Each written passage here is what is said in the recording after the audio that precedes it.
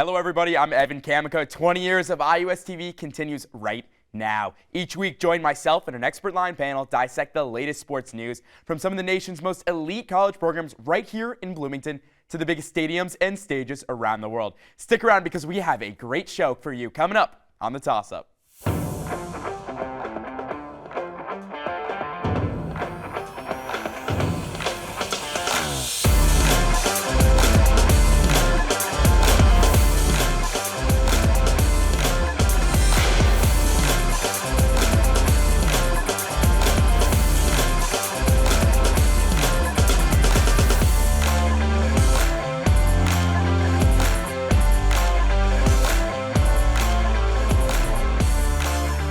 Let's get mad. With March in full swing and tournament time well underway, we're back talking basketball once again. The Indiana Hoosiers finished the season 21-10 under second-year head coach Mike Woodson and now turn to the Big Ten tournament, looking to get past their semifinal finish last season. So today on the Toss-Up, we got a stacked panel and a lot of storylines to get into from the NCAA tournament later on and the Big Ten tournament. So please welcome Hank Joseph, our IUS TV Sports basketball beat reporter.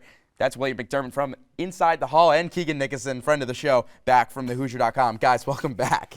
Happy to be here. Yeah, thanks for having me. Hank, you seem thrilled right now. So I'll start with you. This is what we were debating earlier. You know, there's times where teams in tournaments would rather start playing early, or would you rather the double bye? The first game of the tournament so that you're getting your legs under you in this neutral site, or do you want the double bye? I'll start with you, and I think I'm going to be the only one to answer, Yeah, I think you are. I think the obvious answer is the double bye. Of course, as you may mention, there are 1 seeds and 2 seeds who have lost, their second round game or third round game. But look, for a team who has one player that averages 35 minutes a game and another guy who's 32 and 29 and 27 going down the board, Indiana doesn't have the same depth that they once had at the beginning of the season. So for Indiana solely, they're going to need the double bye to be able to have some time to regroup. Yeah, Mike Woodson talked a lot about the importance of getting the double bye. Last season, I think having to play those 3 games in 3 days, it eventually took a toll on them towards the end of the Iowa game. And this is a team this year that they deserve the double bye, and they really needed it. And I think any team, you offered any coach in the country a double bye in their conference tournament, they would take it, no questions asked. Yeah. Probably. It's the rest versus rust debate. You want to be rested, especially at the end of the year.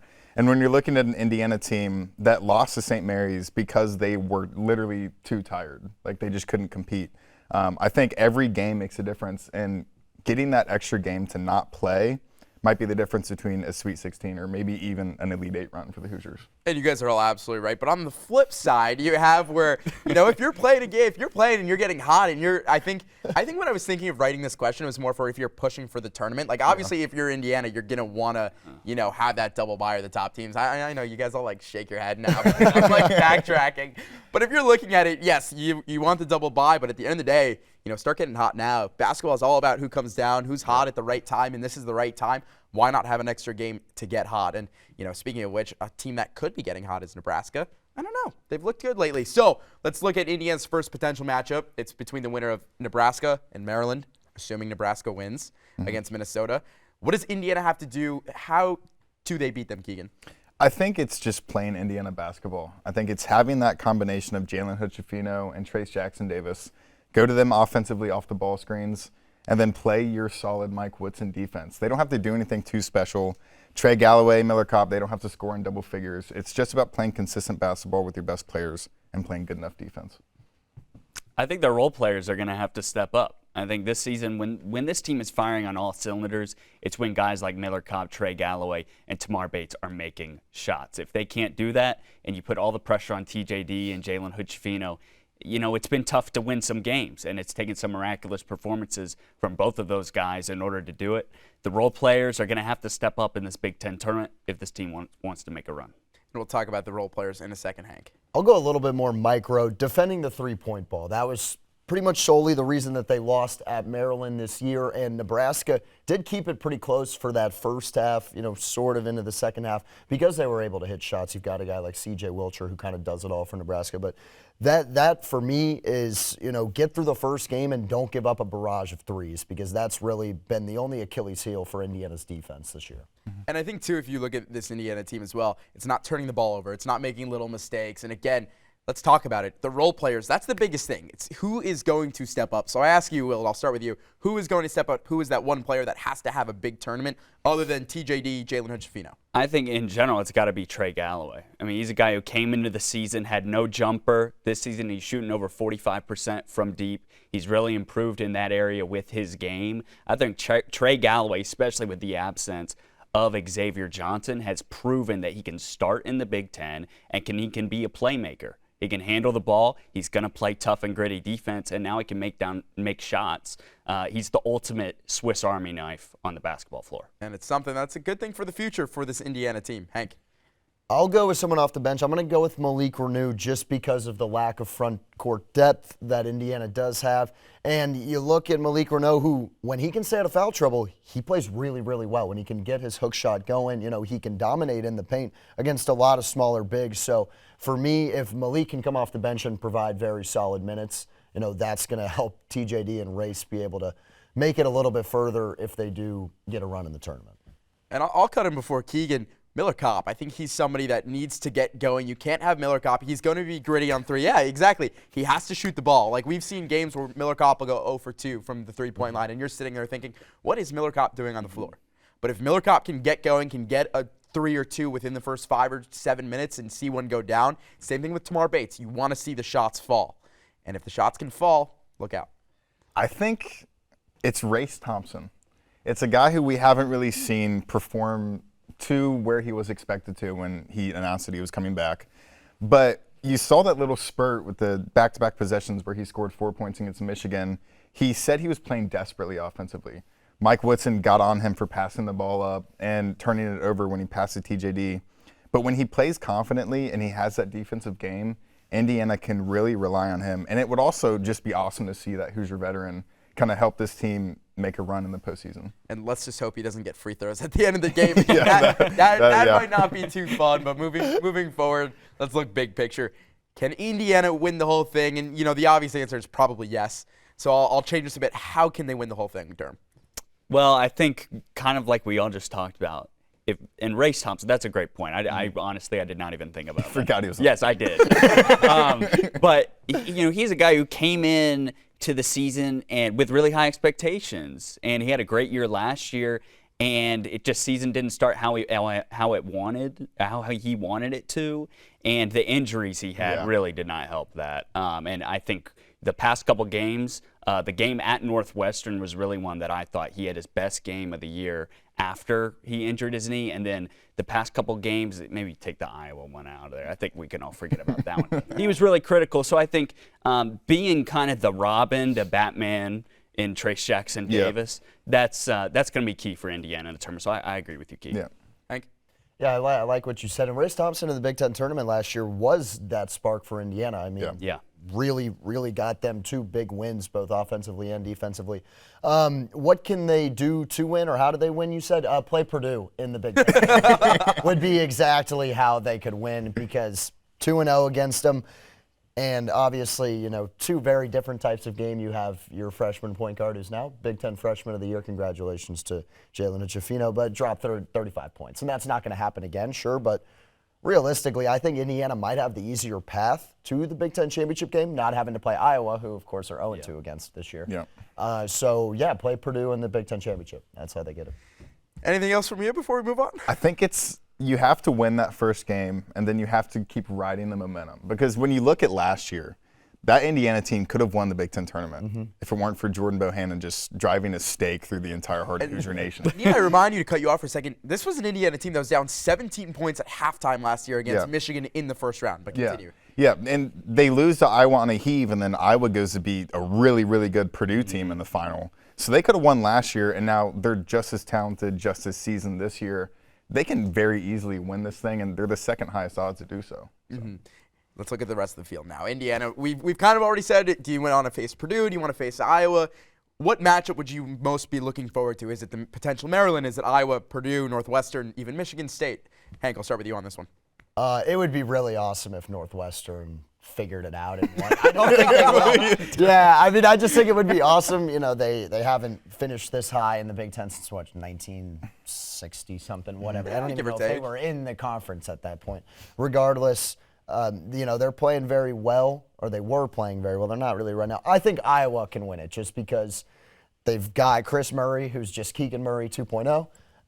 And they have a lot of the same guys, and they shoot the ball. And at the end of the day, when you get hot in a tournament setting, that can floor you out all the way, to the tournament championship. So you'd like to see Indiana, Iowa again in the Big Ten tournament? Certainly not, because the odds are stacked. But as they say, it's hard to beat a team once. It's hard to beat a team twice. I don't know what they say about 3 times, but. The odds aren't that. Yeah, I don't know. If it's all mental at that point, then that's going to be pretty tough. Keegan, what about you? What's the matchup you want to see? I think Illinois is a very interesting team in this tournament. Brendan Quinn for The Athletic had a really good piece on the Jekyll and Hyde season that they've had. They can beat Texas and UCLA, and then they can lose by 15 to Penn State and 20 to Missouri. So depending on the Illinois team that you have Terrence Shannon Jr. and Matthew Mayer with a lot of postseason experience. If they can click, they can make a deep run, and I think they would be very angry after Indiana beat them twice, and I think that matchup would be very interesting. But wait, if they win, how many monster drinks is Matthew Mayer? That's what it's dependent on that. A lot. The over-under's at 5.5. Okay, That's what I heard. I think I would smash the over. I'm taking the over as well. Yeah, He's trying to get that NIL. Good. Yeah. Well, he's You gonna already have to got stay it. up. No, he's Monster gonna. Mayor, Look, there's something in the works. Look, in a there. back-to-back game, he's gonna have to stay up. So he's gonna have to. He's got to grind COD, too, in the hotel. Exactly. There'll definitely be plenty of monsters and plenty of Xboxes in his room. The tab, mini fridge is Yeah, going to be crazy. Exactly. Anyway, I think something before we get to Will is Northwestern. Like, this is a team that, you walked on to their floor and you lost. They came here in your worst stretch of the season, and Trey Galloway had a heave to only lose by 1. Granted, they weren't really in either of those games. The second game, there were times we think, they're going to, they're right there, and then Boo Buie would just do something magical. But I think it'd be interesting to see the defensive adjustments. We talked about defense a lot on the show, but if Indiana can defend well against Boo Buie and Jalen Hood-Schifino can step up, or Galloway, I don't know. That's a matchup I'd like to see again. Big if. Well, really big if. They both have to win one game. I don't even know if I believe in Northwestern. I feel like they really skate. If they get an Oral Roberts or something in the done. round of 64, yeah, it's over. But it's not. Let's save that for the second half of the show. Okay. William, who's the one team you want to see? I was going to say Northwestern. I was going to say if you're Indiana, that's absolutely the team you want to see. I mean, they lost basically on one possession. Obviously, the game here, the 75-foot shot from Trey Galloway, which made it a 1-point game. But the Boo Buie heartbreaking shot at the end of regulation in Evanston, or you can make an argument maybe he pushed off. That's not for us to debate. Maybe another show. But that's a matchup. If you're Indiana, you're coming into that, with a hot head, and that's something that you feel confident. Team that beat you twice during the regular season, a team that has exceeded all their expectations, who you clearly have more talent than, and I think Indiana in a game like that would have a chip on their shoulder. Yeah, absolutely. Chase Audige getting co-defensive player of the year and Trace not getting it. Ridiculous. That's I was gonna say something little about motivation. to that level as well. Yeah. All right, before we go to break, really quickly, Dark Horse Big Ten team, a team from 7 to 14 that can make a run. Hank, I'll start with you. Oh, is Michigan State 6? I think they are. Michigan State at 6 is my dark horse team. William. I was going to say Michigan State. So I'm going to go with Penn State, a team who I thought about picking for this, but I ended up going with Michigan State. Penn State, a team who a couple weeks ago, they're out of the field. They have no chance. That win over Maryland at home on the last day of the regular season was huge for them. And I think they've got the momentum. Jalen Pickett is just as good as anybody in the country. And when you have a player like that on your team, you can go on a run in March. Give me Steve Peichel and the Rutgers Scarlet Knights. I think that could be my dark horse team. Keegan. I think it's Illinois. I think they're a really dangerous team who can make a lot of noise if they choose to. A lot of veterans. Terrence Shannon Jr., again, is a very, very good player. Well, guys, stick around, because coming up after the break, Hank does bracketology? I didn't know that, but we'll see. It'll be fun. We'll be right back.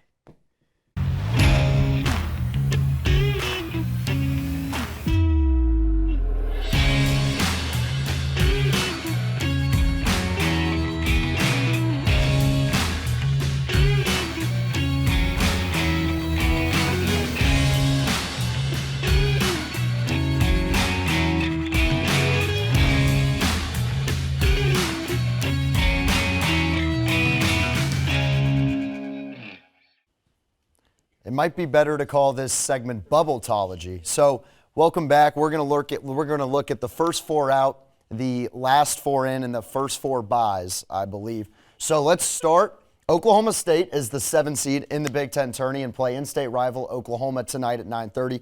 Win, and they go on to play Texas, who they are 0-2 against. So, almost a needed 2 wins in the Big 12 tournament for them. Wisconsin, 5-8 in their last 13 games, certainly have slid down the hill with Tyler Wall's injury. They play Ohio State in the first round, which should be a win for them, and then they would go on to play Iowa, who, of course, we just mentioned. Arizona State, 6th seed in the Pac-12 tournament, coming off a huge buzzer beater over Arizona. And if they beat Oregon State, they'll go on to play USC, who they just lost to on the road by 3 points in their regular season finale. And North Carolina is the 7th seed in the ACC tournament. Obviously, the team that lost to Kansas in the NCAA championship last year. They play Boston College, who they're 1-1 against. And if they win, they will go on to play Virginia. Last 4 in. Mississippi State, shout out to Gracie Barra and Stephen Krashnick. They are the 9 seed in the SEC tournament, and they play Florida. If they win, they'd go on to play Alabama, who they are 0-2 against, and Alabama, obviously, the juggernaut that they are, the 1 seed in the SEC tournament. Utah State is the 3 seed in the Mountain West tournament. We're going to talk about the Mountain West in this segment. And they play the winner of New Mexico and Wyoming. 5 wins in a row for Utah State leading into the Mountain West tournament. Rutgers, who of course we just talked about, they were ranked 23rd in January but have fallen off hard and are now the 9 seed in the Big Ten tournament. They'll play Michigan in the second round of the Big Ten tournament after finishing 2-6 at the end of the regular season. And Nevada as well in the Mountain West. They're ranked 4th. They play San Jose State tonight. And let's look at the last 4 buys. 2 seed in the Mountain West, Boise State. I told you guys we'd be talking about them. They play the winner of UNLV and Air Force. They're currently 29th on KenPom, so right in that at-large bid. NC State, the 6th seed in the ACC tournament, led by leading scorer Terquavion Smith, who averages right around 17 points a game. They play Virginia Tech, who's the 11th seed in the second round, and if they win, they play Clemson, who a week ago beat them by a cool 25 points. Pittsburgh, the 5 seed in the ACC tournament, fresh off beating Georgia Tech 89-81 in the first round of the ACC tournament. They play Duke in the next round, but should get in regardless of win or loss because of that win over Georgia Tech today. And finally, Penn State, the 10 seed in the Big Ten tournament. They play Illinois in the second round. Huge finish to the season, as Will mentioned, going 5-1 with wins over Northwestern and Maryland. Hank, I don't know. You might want to look into working in the Mountain West after college. You might need a job, and they might like you. I've become a big fan of the Mountain West. I watched actually Fresno State and Colorado State, and that game was electric. And anytime I watch San Diego State, it's always a fun watch. So I'm interested. Who needs Joe Lunardi when you have your own Hank Joseph? And no, he is not. You got Wyoming. If anyone's asking you why he's watching the Mountain West. Huge shout out to Joe Lunardi for a lot of those last first four situations. All right, anyway, back in the panel, Hank Joseph, William McDermott, Keegan Nickoson. I'm Evan Kamiko. Let's start it off quick fire right now. Let's actually try to go quick. I know a lot of our other panelists have a hard time with that. So, Hank, I'll start with you. How far can Indiana go in the NCAA tournament? The pessimist in me says Sweet 16. I like that. That's a good simple. answer. Sweet 16. Sweet 16 as well. I think they could give a 1 seed some fits. I think they can get to the Elite Eight, but that's when the talent is going to start to become a disparity. National champions. End of discussion. No, if I'm being serious, I think realistically I'm expecting an exit in the round of 32. Oh, wow. I don't know. There's just something about it, and it just depends what their draw is. Anyway, moving forward, Cinderella team. These are always fun. Gracie Barra actually called it 2 years ago, so your shout out to her. Well warranted on this show. Keegan, I'll start with you. You got to go to someone else. You got to go to someone else. Yeah. I need to think of a low seed. I can't even think of a low seed. Hank, you're up. Oral Roberts is the easiest answer in the world. It's the easiest answer in the world. Give me Max A. Smith every day of the week, baby. Come on, Oral Roberts. This is their year. They need it. Michigan State, don't count Tom Izzo out in March. It's not really a Cinderella, but they're going to be like a 7 or 8 seed, so you got to give me that. Then if you're going to say that, can I say Duke? I know what Cinderella we were going for. I'll answer for you. The Drake Bulldogs. Actually, they have got a stud who's averaging like 16 points a game. Just look out for him. What about A&M Corpus Christi? I'm out on them. I'm out on them. Are they, I saw- I got to watch them in They're playing right now. Simo, They're Southeast playing right now. Missouri State. It's my Cinderella team. They play fast. 16 and 13. Have you thought of it yet, or do we You know, go to the next question? I think they were mentioned earlier. I think it's Penn State. I think that they do enough to get in, and I think that talent and that shooting takes over, and they can make a run. All right, let's look at conferences as a whole. What conference is going to fare the best in the tournament? Will, I'll start with you. Big 12. They've Yeah. been the best conference all season long. Is There's no anyone really debate. gonna They're argue going to get that? like Are we really going to argue that? No shot. they're going to get like I 8 might- teams in the I might be able field. to. So the Big 12 is my easy answer. I'm not going to argue that. Are you going to argue that? I mean, I think you could make a case, obviously the Maybe Big the Ten, SEC. and then I think the SEC is sneaky because you've got Alabama, Kentucky's been playing better of late, Texas A&M is in, Mississippi State could make it, Arkansas is a good team as well. So I don't know. I mean, they could make it sneaky. A&M's another team that now that you mentioned them that I would watch out good. for. Top 25. If you're going off teams in the field, I think Big Ten might be one of the better options. Now, the history of them being absolutely horrible in the NCAA course. tournament is definitely a prerequisite. But the Pac-12 can give you 2 teams in the Final Four. If Arizona can click, they have the bigs and they have the shooting, and then UCLA is Only get UCLA. 2 teams in the tournament. Yeah. Exactly. It's still 2 teams in I the mean, Final 2 Four. for 2 in the Elite Eight would be better than the Big Ten True. going like Yeah. 1 for 9 and it's Purdue and then Yeah. they lose. Anyway, let's talk about the Big Ten. Does anyone see a Big Ten team going past the Sweet 16? Purdue, yes. So, yes. So yeah, yeah. I'm going to say yeah.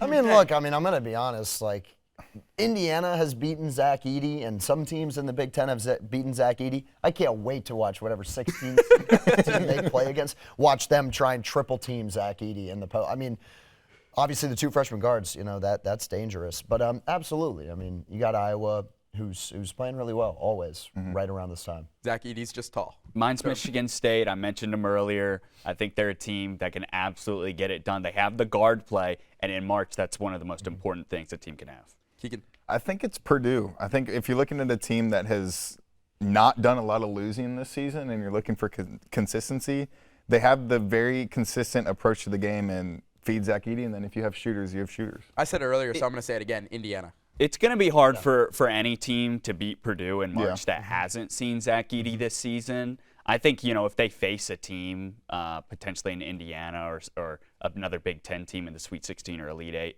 they'll have some troubles. But I think, if you're playing teams who haven't even seen the 7'4" dude all year long, they could give some teams a challenge. Which So I is- Same agree thing with UCF. I mean, Yeah. Duke almost Yeah, lost to him. exactly. It's the same thing. Which is what makes St. Peter's last year just even more amazing. Yeah. So All right, Final Four and national champion. Keegan, I'll start with you. I'm going to go UCLA, Alabama, Arizona, and Houston. And I think UCLA perseveres through the Peyton Clark injury. I think Mick Cronin gets his first title. All right, that's because he's comes from Cincy. My Absolutely. Final Four is Michigan State, He's so high on Michigan State. Arizona. Can't wait till they lose in the first round. It's not a narrative, all right? You gotta stick Michigan with it. State, Arizona, Kansas State. Those are my Ooh. finals. I I like love K-State. what I Kansas like State K-State. has done Manhattan this Lawrence action. season. Keontae Johnson, one of the best stories in college Yeah. basketball. And Jerome Tang, Yes. great head coach. Okay, I'll throw this out here. The last 5 winners of the NCAA tournament, all 1 seeds. So don't be fooled picking a 2 seed. They're not going to win. Anyways, I love Houston, love what they do. I think Texas is a really good team who's played in a really strong conference, only makes you better. Love UCLA as well. I don't really know what I'm looking at with the bracket right now. And then Just pick my 4. fourth team, and my 4th team, God, I hate saying this, but I'm going to say Purdue. I hate it so much. I hate it so much, but Zach Edey is really that good, and I fully believe that after watching him. And your national champion is? Houston, they're going to do it. I love Jarace Walker. He's a freshman, but he plays like he's been in the league for 12 years. And Marcus Sasser is healthy, and I think he's really going to have, he's got that dog in him, no question. My champion is Kansas, by the way. I forgot to say it. Okay. Yes. I'll go Kansas, because as much as Indiana's going to be there and as much as I want to say them, it's not going to happen because we'll all get disappointed like we usually do. So Kansas, I think Alabama. I think Bama will make a run. Ooh, I'm blanking. I don't want to say Purdue. Nah. Another Big Ten team that I think could slide in there, maybe. Maybe not. You don't have to just pick a Big Ten. I mean, I don't You guys want to need pick a go Big here. Ten team. UCLA, definitely. And we'll go Arizona. We'll put 2 Pac-12 teams. There you go. National Arizona, champion, too. I agree with you. Kansas, Grady Dick. first of all, great name in college basketball. Second of all, we saw what they did when Indiana traveled there in December. Abomination. Hank and I literally turned the game off and just started watching the Colts and Vikings game, which wasn't any better. Weren't you there? I wasn't. We watching were, but we that. just turned the game. Turned it off. Yeah, turned it off. You 'Cause shut can your do that. brain. You were The like, other Indy appeared writers at that another were game. around us, I wasn't paying attention. Exactly. All right, player of the tournament. Last thing before we go. William, I'll start with you. Jalen Wilson of Kansas, best player on the best team. Hard to pick against that. Last year in the tournament, he could not make a shot. This season, he's shooting the ball great, 19 points a game, 8 rebounds. Best player on the best team. You can't debate that. I hate that I'm going to say this, but Zach Edey. Hank. Boo. Best player on the best team, Marcus Sasser, Houston. Keegan, bring us home. I'm going to go with Tiger Campbell. He's done a really good job facilitating for the UCLA team, but I think he gets really, really hot from 3 and scores a lot of points in the tournament. Mick Cronin standing right here. Yeah, man. Well, Pac-12. Salborn- Oh, it's almost like he coached at Cincinnati. For like Was he? 50 years. I forgot about that. Yeah, all the good coaches leave. Interesting. Well, Hank, interesting. Hank, William, Keegan, thank you so much for coming on, because that's going to do it for the show this week. Be sure to continue the discussion and follow us on Instagram and Twitter at IUSTV Sports. With that, there's one thing left to do, so toss it up. I have nothing per usual. Find out if we'll catch it, and we'll see you next week. Did you really just dab?